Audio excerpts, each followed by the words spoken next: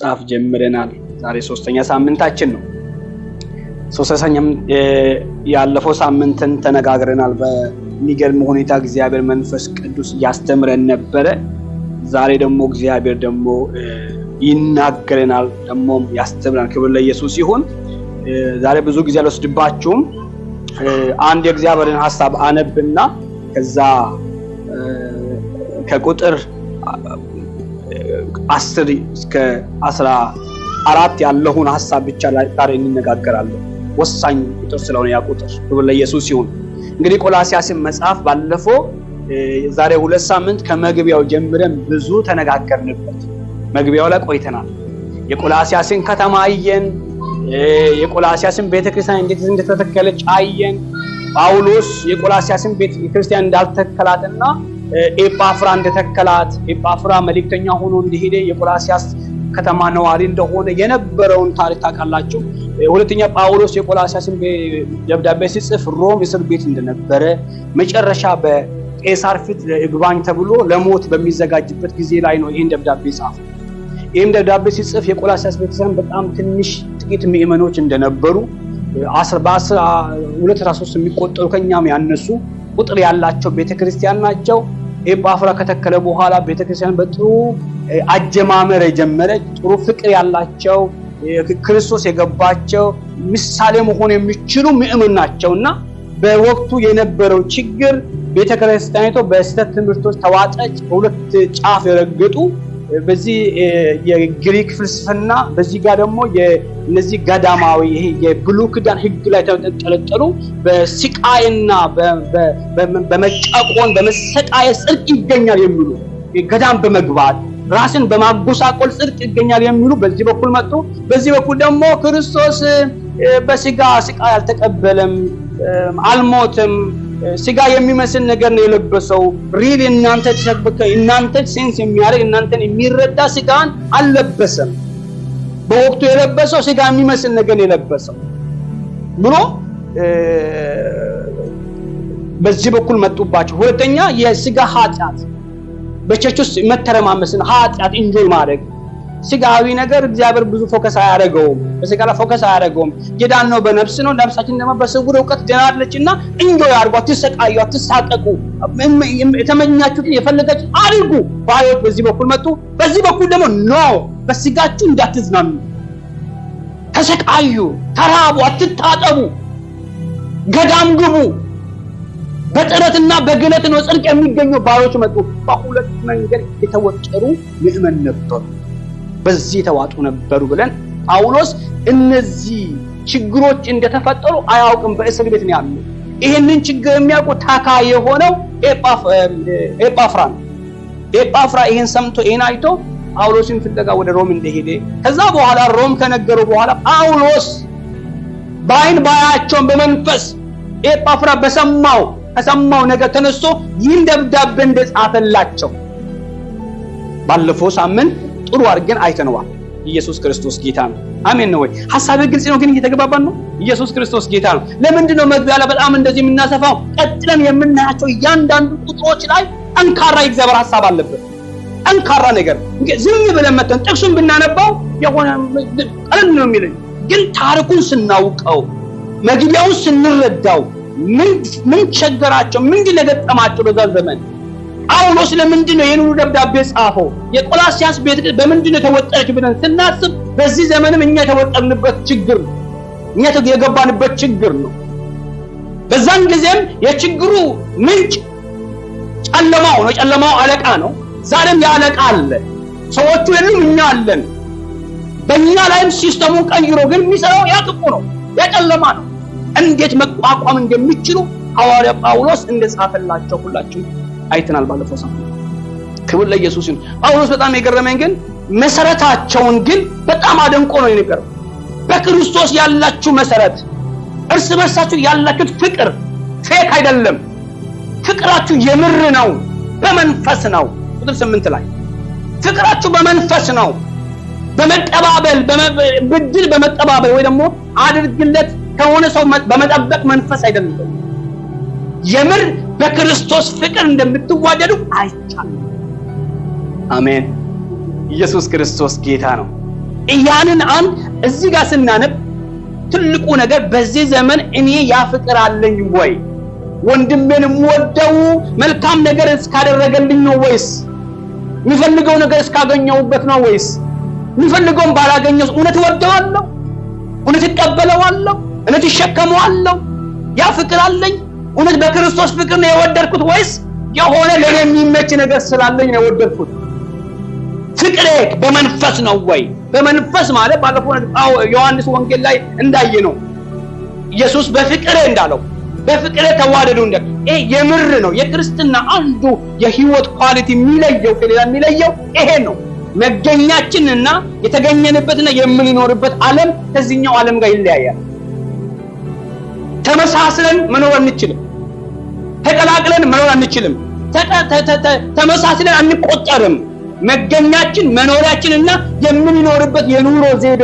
ስታይላችን ሁሉ እንደተቀበልነው ወንጌል ነው አሜን እግዚአብሔር ጸጋውን ያበዛልናል አሜን አንዳንድ ያልገቡን ነገሮች ሊኖሩ ይችላሉ ያልበሩልን ቃሉን እናውቀዋለን ያልበሩልን ጳውሎስ አንዱ ሚጸልይላቸው ከቁጥር 9 ጀምሮ ሚጸልይላቸው ጸሎት አንዱ ምን ነው ቃሉን አውቆት ግን መንፈስ ኃይል ካልሰጣቸው ያን ዓለም የሚለማመዱበት አቅም ካላገኙ ብሎ ኃይል እንድትቀበሉ ስለናንተ አጥብቄ ጸልያለሁ ይላል ለምን መንፈሳዊውን ህይወት የተቀበሉትን ወንጌል አብሮ በእውነት መኖር እንዲችሉ መግለጥ እንዲችሉ ሪል ያንን ላይፍ ማስተናገድ እንዲችሉ ይሄንን ሲኖሩ ግን በከባድ በሁለት ጥግ የረገጡ ኃይለኛ የስህተት አስተማሪዎች በቋንቋቸው በባህላቸው የገቡበት ሰዎች መካከል ጳውሎስ በዚህ ውስጥ ጸንታችሁ የምትቆሙት የእግዚአብሔር ፍቃዱ ዕውቀት የማን እኔ በሉ የማን ፍቃድ የእግዚአብሔር ፍቃድ ዕውቀት በውስጣችን ካልገባ በስተቀር በእግዚአብሔር ቤት ውስጥ ለዘላለም መቆየት አንችልም በእግዚአብሔር መንገድ ላይ መሄድ አንችልም የእግዚአብሔር የፍቃዱ ዕውቀት እንዲያገኛችሁ እንዲሞላችሁ ምን አደረጋል ተጸልያለሁ ቤተክርስቲያን በምን ነው የምትናወጠው የእግዚአብሔር የፍቃዱን ዕውቀት ባለማወቅ የምትናወጠው የራሳቸውን ፍቃድ ፒክ ያደርጋሉ ፍቃዳቸው ካልተፈጸመ ሐሳብ ይቀይራሉ መንገድ ይቀይራሉ ፊታቸው ይጠቁራል በቃ ዓላማቸው ይለያል የእግዚአብሔር የፍቃድ ዕውቀት ምንድነው ጳውሎስ እያለ ያለው የእግዚአብሔር የፍቃዱን ዕውቀትና ጥበብንና ማስተዋልን እንዲሞላችሁ አጥብቄ ባለማቋረጥ እጸልያለሁ ያ የህይወት ዘይቤያቸውን የሚያገኙበት የክርስትናን ማንነት አውቆ በመከራ ውስጥ ክርስቶስን ገልጦ የሚያልፉበት ማንነት እንዲላበሱ አሜን ያ መንፈስ የሚመጣው የእግዚአብሔር የፍቃዱ ዕውቀት ማወቅ ከዚህ በኋላ ነው ለእያንዳንዱ እንቅስቃሴያችን ፍሬ የሚታየው የህይወታችን ውጤት የሚታየው አያችሁ ሰዎች በእግዚአብሔር ቤት 40-50 ዓመት ሊኖሩ ይችላሉ የእግዚአብሔር የፍቃዱን ዕውቀት ካላገኙ ፍሬ የላቸውም አባባል አለ ውሃ በወቅቱን አረፋ እንደሚባል ትርጉም የሌለ ድካም ይወቅጡታል ግን ፍሬ የለውም አረፋ ነው የሚወጣው አረፋ አይጨበጥም አይያዝም ሰው የእግዚአብሔር የፍቃዱን ዕውቀት ካላወቀ ዘመኑ ካርታታ ነው ገዢ አይደለም ማራኪም አይደለም ፍሬ የለውም ታሪክ ሰሪ አይደለም ለእግዚአብሔርን ክብር አይሆንም ለራሱም ሰውየው እርካታ አይኖረውም እዛ ሲገባ እዚህ ሲገባ ያን ሲይዝ ዘመኑ ያልቃል ለዚህ ነው ጳውሎስ በመከራ መካከል የገባባቸውን የስህተት አስተምሮ ማስተናገድና አለማስተናገድ የሚችሉት መቆም ሲችሉ ነው ለመቆም ደግሞ የቆሙበት ዕውቀት ያስፈልጋቸዋል የማን የእግዚአብሔር የፍቃዱ ዕውቀት ካላቸው ራብሽን ነገር አስተናግዱትም ያስቆሙት አሜን ለዚህ ነው ኤጳፍራሱ ይሄንን የስህተት ትምህርት ማስቆም የሚችለው ጳውሎስ ነው ብሎ ነው ጳውሎስን ፍለጋ ከኤፌሶን ተነስቶ ወደ ሮም ሄደ ይሄንን ነገር ማስቆም የሚችለው መጀመሪያውንም የእውነትን ወንጌል ከሱ ስለሰማ አሁን ከጳውሎስ ከሰማነው ውጪ የመጣው ትምህርት ማስቆም አልቻለም። ኤጳፍራ ሞክሮታል። ወደ ጳውሎስ ሮጥ። ጳውሎስ ደግሞ በአካል ባያቸውም ምን እንደሚያገኛቸውና በምን መቆም እንደሚችሉ መንፈሳዊ ማንነታቸው የሚገነባው ምን ላይ ነው አለ? የእግዚአብሔር የፍቃዱ ዕውቀት ጥበብንና ማስተዋልን ሲትሞሉ የመጣባቸው ላብሽ ነገር ማስቆም አትጠመዱ። አሜን። ኢየሱስ ክርስቶስ ጌታ ነው። የእግዚአብሔር የፍቃዱ ዕውቀት ምንድነው? ሰው የእግዚአብሔርን ቃል ብቻ ስላወቀ ብቻ አይኖርም። ባይዘው በእግዚአብሔር ቤት ውስጥ አይኖርም። በእግዚአብሔር ሕይወት ውስጥ አይኖርም። የእግዚአብሔርን ቃል ብቻ ስላወቀ የእግዚአብሔር ቃል ማወቅ ሆኖ የፍቃዱ ዕውቀት ምንድነው? እግዚአብሔር የፈለገው የሚናገረውን ቃልማ እናነበዋለን፣ እንሸመድደዋለን። ዕውቀቱ ኖሌጁ ሊኖር ይችላል። ለዚህ ነው ዊዝደም የሚባል ነገር የመጣው። የእግዚአብሔር የፍቃዱ ዕውቀትና ጥበብ ያወቁትን ዕውቀት መንዝሮ የሚኖሩበት ማንነት። መጽሐፍ ቅዱስ ማወቅ ብቻ ትልቅ ቁም ነገር አይደለም። ጥሩ ነው ማወቁ፣ ምንም እንትን አይለውም። ያወቅነውን ዕውቀት ግን እንዴት መንዝረን እንኖራለን? እንዴት እንመነዝር፣ እንዴት እንተገብራለን በሕይወታችን ላይ? የሁሉ በጌታ ፊት እንግራችሁ ቁጥር 8 ላይ ባለፈው ሳምንት ያነሳ ነው። ጳውሎስ በዓይን አላያቸውም። የቆላስይን ቤተክርስቲያን አያውቃቸውም። እስር ቤት ሮም ውስጥ ነው ያለው። ግን ኤጳፍራ ከነገረው ነገር ተነስቶ ፍቅራችሁ በእምነት እንደሆነ ሰማው ነገረኝ። ኤጳፍራ ፍቅራችሁ በምንድን ነው አለ? በእምነት ነው፣ በጥቅም አይደለም፣ አብሮ በመምራትም አይደለም። እምነታችሁ ደግሞ ከሰማችሁት ወንጌል የተነሳ ከተቀበላችሁት ሚሽን የተነሳ ያለ እንከን ተዋዳችኋል። ያለ ምንም ምክንያት ተዋዳችኋል። ምክንያታችሁ የሰማችሁት የሕይወት ቃል። በዚህ ቤተክርስቲያን እግዚአብሔር ይሄን መንፈስ በኃይል ይገልጣል። አሜን። ኢየሱስ ክርስቶስ ጌታ ነው። ይሄ ፍቅር በዚህ ቤተክርስቲያን ያለ ምክንያት መወለድ እንድንችል በቃ አሜን በሉ። ያለ ምክንያት በሉ። እስቲ ልወዳችሁ እግዚአብሔር አዞኛል በሉ። እስቲ ኢየሱስ ክርስቶስ ጌታ ነው። ይሄንን በውስጣችን ከገባ ምክንያት አንፈልግም። ጥበቡ ሳቄ አልሳቄም፣ ተኮሳተር አልተኮሳተር አትሉም። ትወዱኛላችሁ። የምትወዱኝ ግን ከኔ መልካም ነገር ጠብቃችሁ ሳይሆን ስለታዘዛችሁ። አጃማ ጋዲያባስ ስለታዘዝን ትወዱኛላችሁ። የምትወዱኝ በቁመቴ አይደለም፣ በእውቀቴም አይደለም፣ በመልኬም አይደለም፣ በአቅሜም አይደለም፣ በክርስቶስ ፍቅር ጀምር በክርስቶስ ፍቅር ብሔርን አይታችሁ ዘመንን አይታችሁ ወይ ዘር ማንዘርን ቆጥራችሁ ሰጣችሁ ያለ ጌታ ኢየሱስ እንደዛ ላይ ነው። አብ እንደሚወደኝ እኔም እንደምወዳችሁ እናንተም በምን ኑሩ? በፍቅር ኑሩ። በፍቅራችሁ ኑሩ ብለን ነው የታባታጅ እንደምንገባ አላውቅም። አንችልም። ዝም ብዬ ልወድ እችላለሁ? ምክንያት ፈልግባለሁ። ከሳቅ ሳቅልሃለሁ፣ ከተኮሳተራለሁ አልችለውም። ግን ያንን ገልብጦ ግን እግዚአብሔር በፍቅሬ በስጦታዬ ተዋለዱ። እግዚአብሔር የመንፈስ ያብዛልን። ሃሌሉያ። ይህንን ጳውሎስ በእስር ቤት ሆኖ በቆላስያስ ያሉ በፈተና ውስጥ ያሉ በመከራ ውስጥ ያሉ ግን በመንፈስ ያያቸው ፍቅራቸው የምር ነው። መሰረታቸው የወንጌል ነው፣ የእውነት ነው። መቀባበላቸው፣ አብሮ መጸለያቸው እግዚአብሔር ያንን መንፈስ በውስጣቸው እንዳየ ከዛ በጳውሎስ እንዲያላቸው ከቁጥር 9 ጀምሮ ቁጥር 8 ባለፈው ነግሬያቸው ደግሞም በመንፈስ ስላላችሁ ፍቅር ነገረን ካለ ቁጥር 9 ጀምሮ ያለው በጌታ አንተኩል ቀስ ብለን ጌታ እስኪመጣ ይሄን ቃል እናነባለን። አሜን ነው። ቀስ ብለን ቆላስያስን ቀስ ብለን አንድ በአንድ እያየን ጌታ ሊመጣ ይችላል። ይምጣ። ክብር ለኢየሱስ ይምጣ። ዝም ብለን የሆነ ጊዜ ለማሳጠር ብለን አንቸምርነው።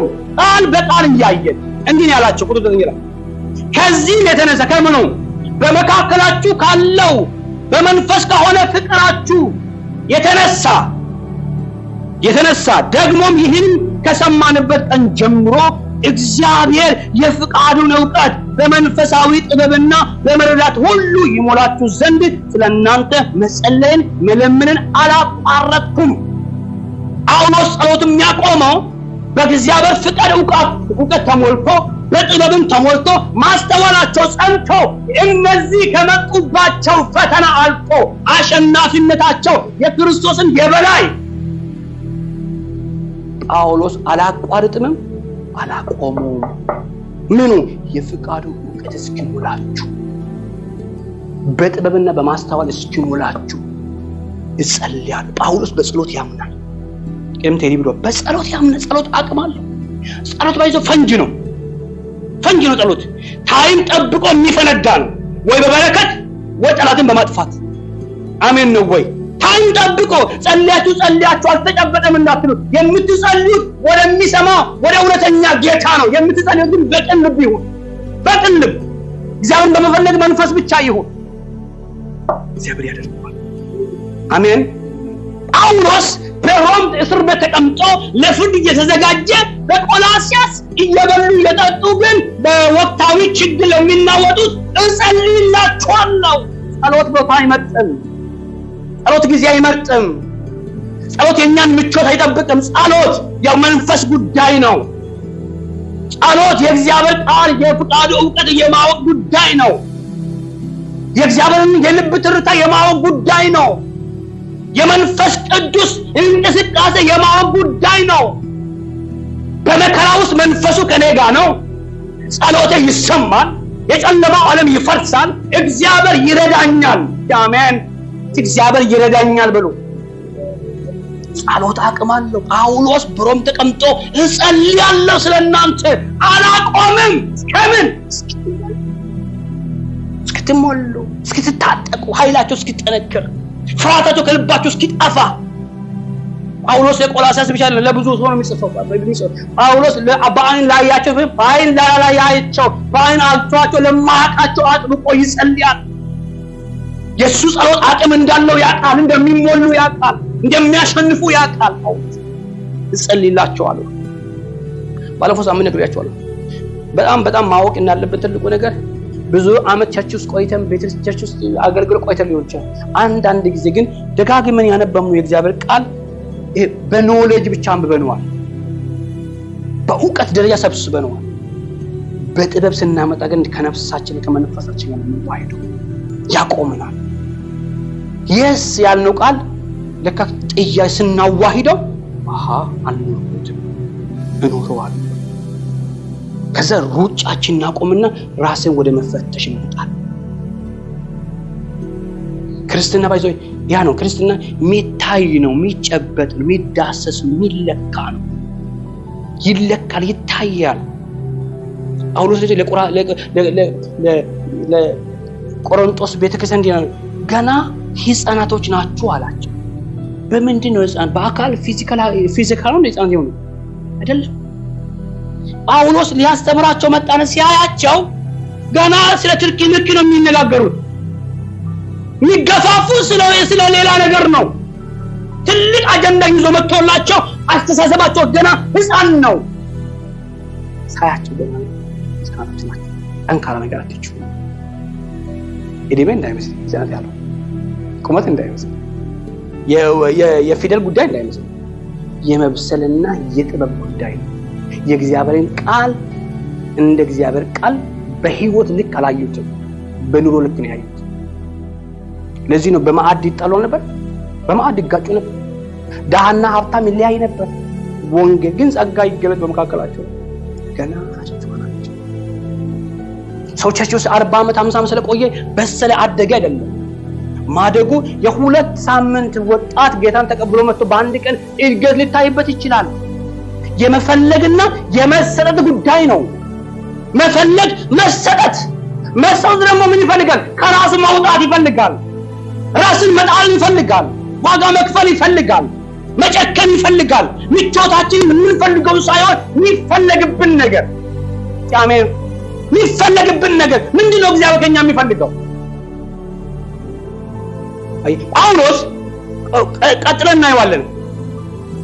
እንድትኖሩ ሳይሆን ይላል። ቆይ ላንብብላችሁ። ቁጥር 10 ላይ የምንጸልየውም አለ ለጌታ እንደሚገባ እንድትኖሩና ለማን ለራሳችሁ እንደሚገባችሁ ነው የሚለው አይደለም ለጌታ እንደሚገባ እንድትኖሩ ለማን ነው የምንኖረው አያችሁ ለዛ ነው የሚጣበቅብን ምን ለብሰው ለጌታ ምን በላው ለጌታ ምን ነዳው ለጌታ ምን ናስበው ለጌታ እንደሚገባ ትኖሩ ዘንድ ኑሮ ያንድ ቀን ለሁለት ቀን አይደለም በህይወት ውስጥ ካለን ምን እንሰውተን ሁሉ ለማን ነው ለጌታ እንደሚገባ እንደምንፈልገው አይደለም እንደፈለግን እንዳማረን አይደለም እንደሚፈልግብን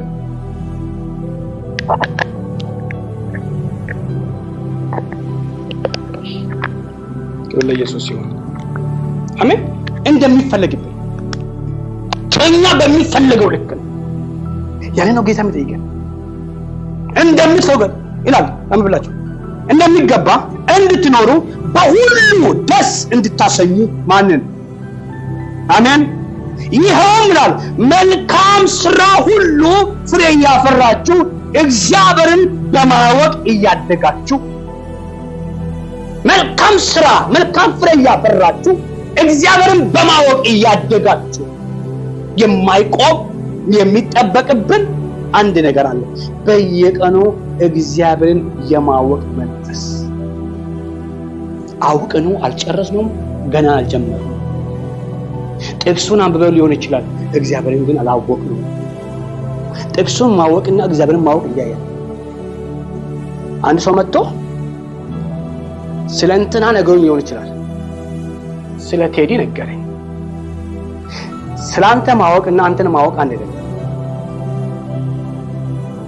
ገባ ስላንተ ማወቅ ኢንፎርሜሽን ነው አንተን ማወቅ ግን ቅርበት ይወስነዋል አንተን ማወቅ ባህሪን መልከህን ምትወደውን ማትወደውን ምጥምህን ማይጥምህን ከዛስ የግል ነገርህን እስከማወቅ አውቀዋለሁ ካልኩኝ ምን ያህል ያወቅኩት አንዱ ሰው አውቀዋለሁ የምትለው ምን ያህል ወደ ውስጡ ገብተ የሚወደውን የማይወደውን የሚመቸው የማይመቸው ማወቅ ስለሱ ማወቅ ኢንፎርሜሽን ነው በሩቅ ነው በሰው መጥተው እንትና እንዲህ ነው እንትና አዲ ኢንፎርሜሽን ላተው ይችላል ሰውዬ የነገረን በእሱ በገባው በተዛባ ነገር ሊሆን ይችላል ስለ እግዚአብሔር ማወቅና እግዚአብሔርን በግል ማወቅ ይያያል ጳውሎስ ስለራለም እግዚአብሔርን በማወቅ ይሄ ከእግዚአብሔር ጋር ያለንን አታችመንት ይወስነዋል ቅርበታችን ይወስነዋል ምን ያህል አውቀነዋል ያወቀ ሰው እንዳላወቀ መለመኑ አይችልም ወይ ያርዳል ሰው እግዚአብሔርን አውቆ እንዳላወቀ አክት ማለት አይችልም ያን ያወቀ ማንም ጳውሎስ እኮ ለዚህ ሶስተኛ ሰማይ ገባው ካለ በኋላ ይነግራቸው ሶስተኛ ሰማይ መጥተዋልና ግን ሸክማቶች ማለት ያ ብቻ እኔ ምናፍቀው ወዳየሁት ነገር ግን ቢቆይ ለእናንተ ወንጌል እናገራለሁ ያን አይቶ መጥቶ ማንም ሰው ኖርማል ሆኖ ዝምልና መኖር አይችልም አይ እድገት ነው አሜን ክብር ለኢየሱስ ይሁን ማረክ እያወቃችሁ እያደጋችሁ ማደግ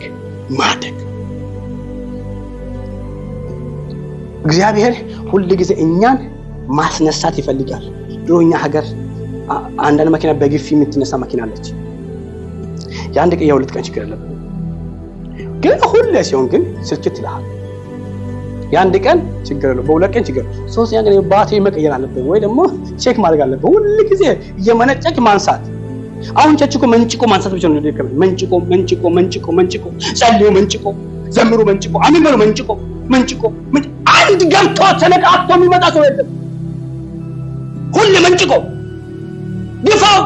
ግፋው እኔ ወጋው መንፈስ አሜን ነው ወይ ሰለቸን ሰው እንዴት እግዚአብሔርን አውቆ መጥቶ ተቆልፎ ይቀመጣል ሰው እንዴት ኖርማል ይሆናል መንፈሳዊ ነገር እኮ ነው የገባብን የቀመስነው እኮ መንፈስ የሆነ እግዚአብሔር እኮ ነው እግዚአብሔር የሚያክል ነገር በዚህ መጥቶ ተቀምጦ በእኔ ውስጥ አለን ብለን ኖርማል መሆን አለማደግ ነው የሚያስፈልግ አሜን ነው ወይ አለማድረግ ነው የሚያሳየው። ይሄ የምር መጽሐፍ ቅዱስ የሚለንን ነገር እውነት አውቀነው ከሆነ ይሄ አባቶቻችን አምልኮ ያለፉት ጌታ እሱ ከሆነ ያመለክነው ወይ የት ነው ያለነው? እግዚአብሔር ማስተዋል ያብዛልን። አሜን ነው ወይ? የምር ባይገባም ታውዳለህ። ባይገባም ቋንቋ ባይገባም እንትና አካባቢ ባይገባ አንተ ግን እንደገባ ነገር አለ። የቀመስከው እውነት ሰው እንዲህ ነገር አጣብቅም ያነቃቃ ባይገባ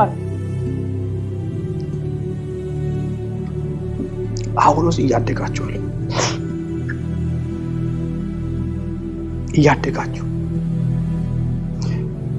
ይላል ታላቅ ጽናትን ትዕግስትን ይኖራችሁ ዘንድ እንደ ክብሩ ጉልበት መጠን በኃይል ሁሉ እየበረታችሁ ደስ እያሰኛችሁ ማንን እግዚአብሔር ሀጃጋ ሞራ ባህሪና ማሰባ ሃሌሉያ ደስ እያሰኛችሁ ጽናት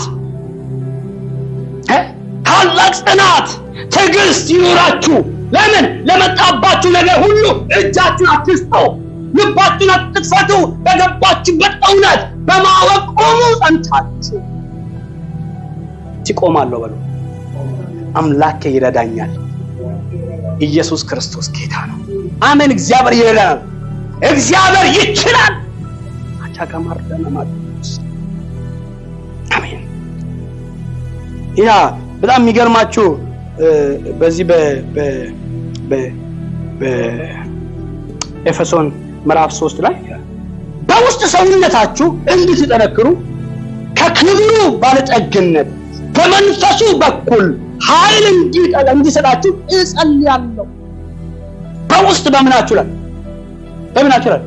በውስጥ ሰውነታችሁ እንድትጠነክሩ። መንፈሳዊ ነገር ውስጥ ነው፣ ውጭ አይደለም። ሰይጣንም አታክ የሚያደርገው ውስጥ ነው እንጂ ውጭ አይደለም። ውስጥ አታክ ያደርጋል። ውስጥ ካቆላሸ በኋላ መንቃት አትችልም። በቃ አንገት ተመታ በቃ አለቀ። ሰይጣን ዝም ብሎ ውጭ አይመታም። ውጭ የሚመጣው እንቅፋት ነው። ሰይጣን ውስጥ ነው የሚመታው። ውስጥ ላይ ነው መሰለ።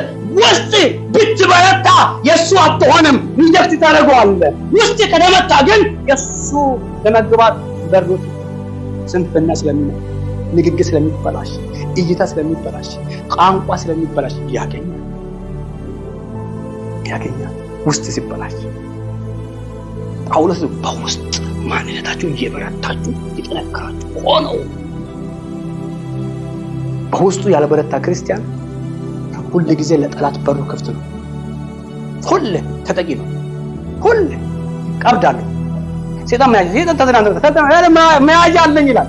እዚህ ይላል እንጃ በሽታውንም ሐሳቡንም ዝም ብሎ አይመጣም። ወጣቱን ይዘጋል። መግቢያ አለው፣ መያዣ አለው። ስንፍና የሚያወራ ውድቀት ጥላቻ ያለበት የሆነ የተበላሸ ነገር ያለበት በጣም ኮተት ይዘጋል። በሩ ክፍት ነው። ሁሌ እያነከስክ ትላለህ። ዛሬ አንድ ቀን ነቃ፣ አንድ ቀን ልክስ፣ ሁሌ ይጫወታል። ዛሬ መንፈሱ ይመታ። አሜን ነው ወይ? በሚያጋ አትስጡት። ለምን? እግዚአብሔርን በማወቅ ራሳችሁን አሳድጉት። መንፈሳችሁ ይደግ። በዚህ መንፈስ ያድጋል። እውቀት ብቻ ለሚያድገው መንፈስ ያድጋል። መንፈሳዊ ጥንካሬ ያስፈልጋል። ጳውሎስ ለመንፈሳችሁ እንዲጠነክሩ ነው አሁን ያወራ ያለው። ለመንፈሳችሁ ጠንክሩ። የመጣባችሁ ወጀብ አያናውጣችሁ። ጠንክሩ።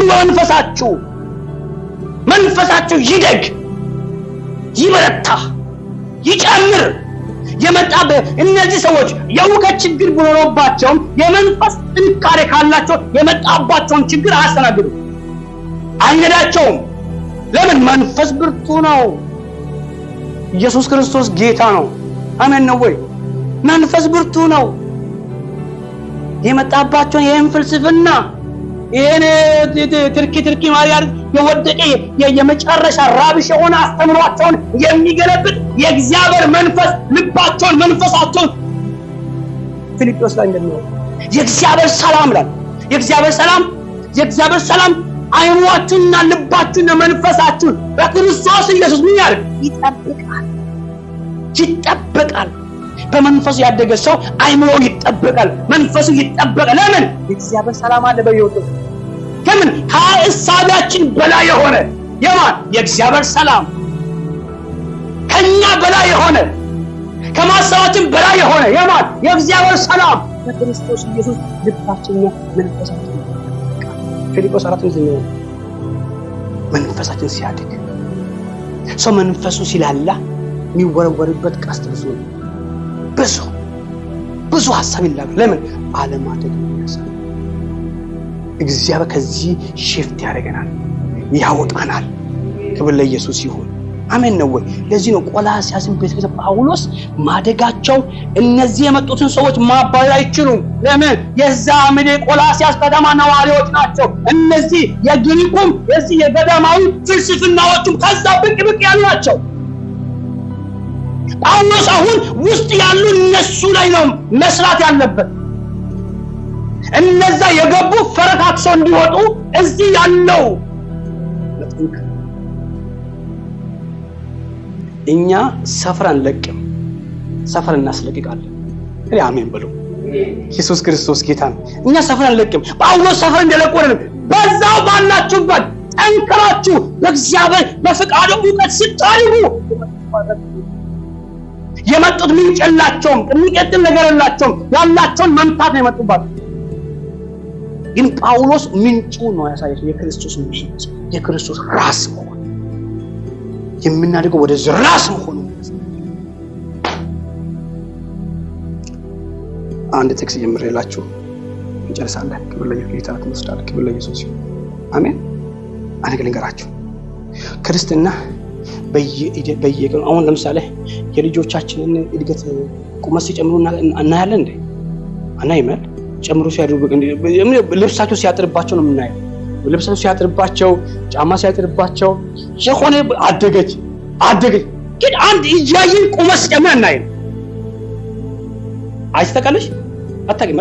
ቁመት ግን አድጎ ነው የምናያቸው። በየቀኑ ቁመታቸው ይጨምራል። በየቀኑ ለምን ሲባል እያበላናቸው ነው፣ እያጠጣናቸው ነው፣ እየመገብናቸው ነው። ለጤናቸው የሚያስፈልጋቸውን እየሰጠን ስለሆነ ማደጋቸው ጥያቄ የሚፈጥርብን ባያድጉ ነው። በማደጋቸው አንገረምም። እንዲያድጉ እያደረግን ነው፣ እንዲጨምሩ እያደረግን ነው።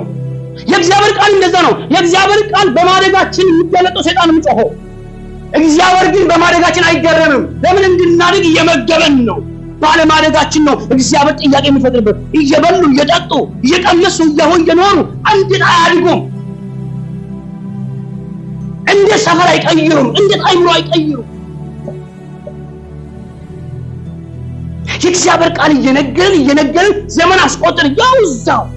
ያው ልሳናችን ሳትቀየር፣ እምነታችን ሳትቀየር፣ ስብከታችንም ጸሎታችን ሳትቀየር፣ ባይዞ መንፈሳዊ ነገር ሲያድግ ልሳን ይቀየራል። ልሳን ያድጋል። አምልኮ ያድጋል። በእግዚአብሔር ቃል ላይ ያለን ልምምድ የእግዚአብሔር ቃል መገለጥ ነው። እየተገለጠ የሚጨምር ነገር ነው። መጨመር አለ፣ ማደግ አለ። ካላደግን የሆነ ቦታ ስታክ ሆነናል፣ ተይዘናል፣ ተዘግቶ ስታክ። አሜን። ክብር ለኢየሱስ ይሁን። አሜን ነው። መፈተሽ ነው። ምንድነው? የቱ ጋር ነው ልቤ የተዘጋው? የቱ ጋር አይምሮ ተቆላው?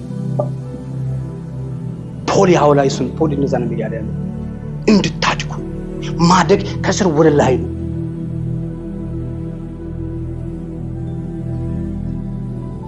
ዛሬ እግዚአብሔር የሚናገረን ለሚዲያ ሰው እዚህ ላለለኛ ነው።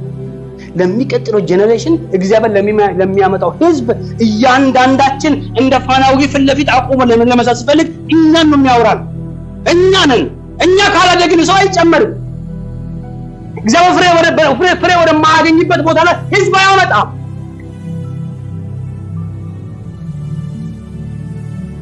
አሜን ነው ወይ? ያለን ነገር ለሰዎች በቂ ነገር አለን ወይ? የሚተርፍ ነገር አለን ወይ? ከራስ የሚቆረጥ ነገር አለን ወይ የሚለውን እግዚአብሔር እንጠይቅ ይፈልጋል።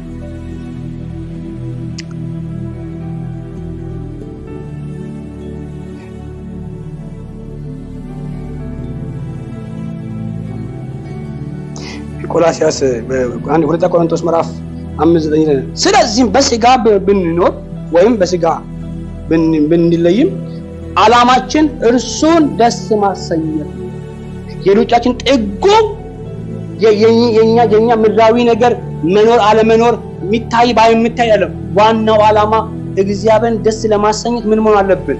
መጽናትና ማደግ። መጽናትና ማደግ ነው። አሜን ነው ወይ? መጽናትና ማደግ ያስፈልጋል።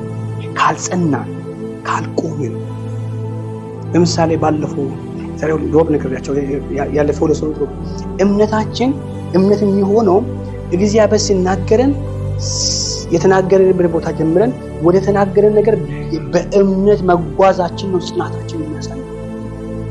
በመሃል ሐሳብ ቀይረን ተስፋ ቆርጠን መንገድ ከቀየረን የለም ከጀመርክበት ካቆምክበት ቀጥተን ወደ ኋላ ተመልሰን ጀምር ነው።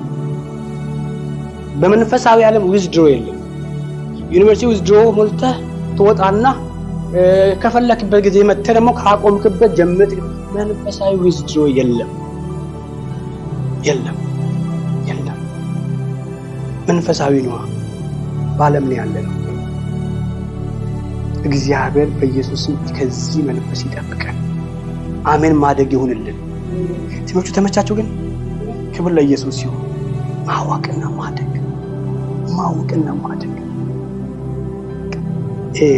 ባለፈው ሳምንት ነገር አሁን እሷን ተከሽ ጀሰው ኤፌሶን ምዕራፍ 1 ላይ ቁጥር 17 ከ16 ጀምሮ ስናነብ ጳውሎስ ለኤፌሶን ቤተክርስቲያን የተናገረው ቃል አስቡት። እሱን ቃል በጣም የሚገርማችሁ ቃል ጳውሎስ ከቁጥር 1 በኤፌሶን ቸርች ውስጥ ያለው መልካም ነገር ደስ ብሎታል።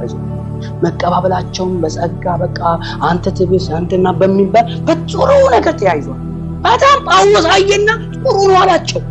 ጅማላችሁ ደስ ያሰኛል፣ የእግዚአብሔር ነገር ይታይባችኋል፣ ፍቅር አላችሁ፣ መቀበል አላችሁ። ነገር ግን አላቸው ለቁጥር የጌታችን የአምላክን እግዚአብሔርን በማወቅ ይላል። አይ ሁሉ ዞሮ ማወቅ ጸጋ ስጦታ አይደለም። ትልቁ ነገር እግዚአብሔርን በማወቅ ምን ይስጣችሁ? የጥበብን የመገለጥን የማስተዋልን መንፈስ ይስጣችሁ። እዚህ ቦታ ቆላስይስ በኋላ ሳምንት እናያለን። ታች ወዶ በቅዱሳን ዘንድ ያለው የርስት ክብር ይላል። ኤፌሶን ላይም በቅዱሳን ዘንድ ያለው የርስት ክብር እግዚአብሔር በክርስቶስ በኩል የሰጠን የእርስ በርሳችን ውስጥ ያለው የጸጋ ያለው ብርሃን መንፈሳዊ በረከት ይሄንን ነገር በስጋ አይን አይገባህም። ለዚህ ነው ያኛው መገለጥ ሲመጣ በክርስቶስ የሆነው ሀብት አለ፣ በረከት አለ። ያንን ማወቅ ነው። አሜን። የአይናችሁ የውስጥ አይናችሁ ሲከፈት ለምን እንደተጠራችሁ የጥሪው ዋናው ዓላማ ምን እንደሆነ ታውቃላችሁ ያለ ኤፌሶን ይቀጥላል። ከዛ ቀጥሎ እግዚአብሔርን ወደ መምሰል ህይወት ጋር እግዚአብሔር መምሰል በአፋችን አይደለም፣ ህይወታችን ደግሞ የአንድ ቀን ህይወት ነው። ሳናውቆም ዝም ብለን እየኖርን ግን ከኋላችን ጥላችን የሚያይ ህዝብ አለ። ጥላችሁን የሚያይ ህዝብ አለ። አንዳንድ ጊዜ እዚህ አካባቢ ለምን ምሳሌ ነው። እዚህ አካባቢ ስንቆም ሰው ከኋላችን ያለውን ሰው አንዳንዴ እንረሳና ከኋላ ያለው ሰውዬ ከፊት ያለው ሰውዬ አክሽን የሚያዩ ምንም አውቀም ሳላወቀም ከኋላ ያለው ሰው ማየቱ አይቀርም። ጥያቄው ማለት የሚፈጠረው ከኋላ ያለው ሰው ላይ እኔ የራሴን ሲኖር ሰውየው ግን ጥያቄ የፈጠረበት የኔ አክሽን ኑሯችሁ እንደዛ ነው። ለራሴ ኑሮ የኖርኩ እየመሰለኝ ግን ኑሮዬን እያየና ስሜን የሚያውቅ አገልግሎትን የሚያውቅ ሁሉ ከኔ የሚያየው ነገር ወይም የሚያሰናክል ነገር ነው ወይም የሚያንጽ ነገር ነው። ማደግ ለዛ ያደገ ሰው ያደገውን ነው የሚመስለው፣ ያደገውን ነው የሚኖረው፣ ያደገውን ነው የሚያሳይ። እግዚአብሔር ወደዚህ መንፈስ ሽፍት ያድርገን። አሜን። ኢየሱስ ክርስቶስ ጌታ ነው። እግዚአብሔር ይሄን መንፈስ ያብዛልን።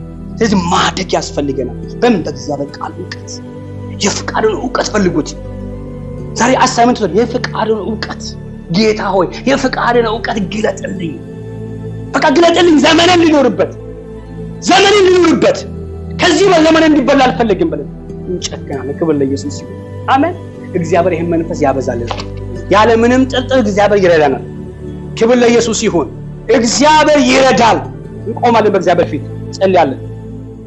ሃሌሉያ